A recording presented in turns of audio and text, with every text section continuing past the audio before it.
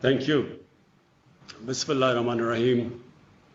Mr. Secretary General, Prime Minister Trudeau, Prime Minister Holness.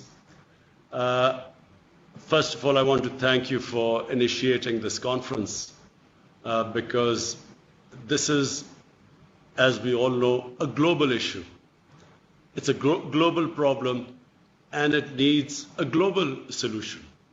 So let me just start off by saying that when the virus hit Pakistan and we did the lockdown, everything came to a standstill, as it did in most economies of the world where they were trying to cope with stopping the spread of the coronavirus.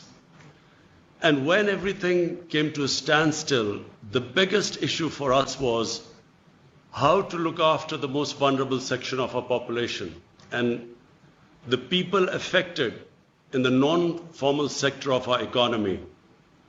We in our country, out of a population of 220 million people, the vulnerable section of the society was almost 150 million people.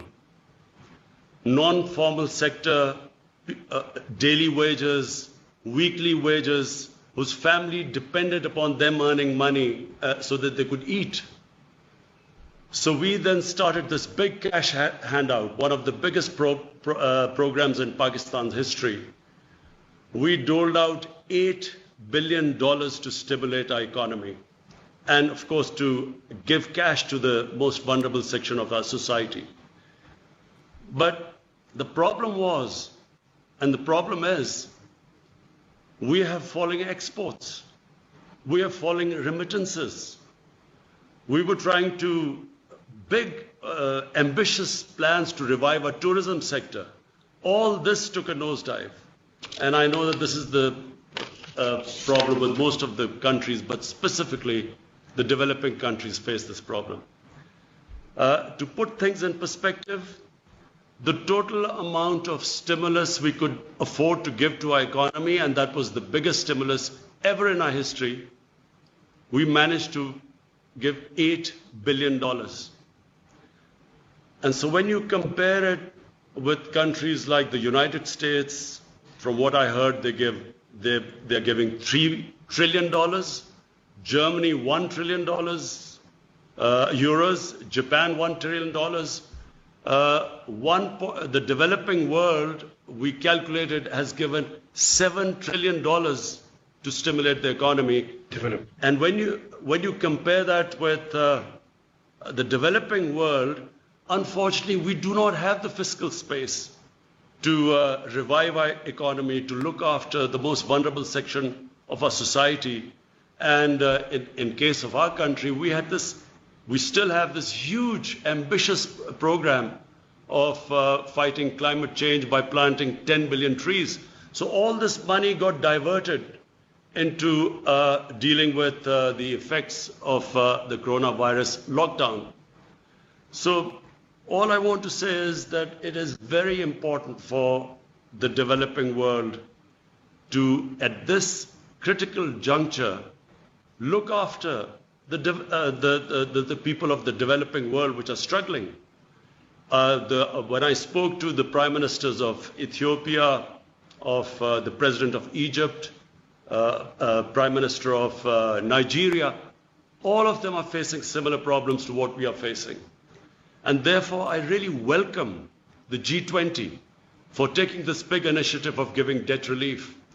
But bear in mind, this really has to be thought through. This stimulus, this help to the developing world, I'm afraid has to be much bigger than so far it is being envisaged. Because, you know, you have the developing world with 1.5 billion people. You have, the developed world, but you're the developing world with a population of 6 billion people. Unless the problem is dealt with holistically as a global problem with global solutions, the world is not going to recover from this recession if the bigger part of the world's population is wallowing into poverty. So therefore, I again, Mr. Secretary General, I congratulate you. I think this is again a great initiative. I want to, again, Prime Minister Trudeau, to you and the Jamaican Prime Minister, again, I want to say that this is, please pursue these initiatives. It is very important that the world, which became insular when COVID-19 hit the world, it's very important that the world now looks at this whole issue globally. And therefore, I'm sure if the developed countries put their minds together and treat this as a global situation, I think that we will all come out of it unscathed. Right now, things look bleak, but I think if we deal it as a global issue, I think that the world will come out of it. Thank you very much.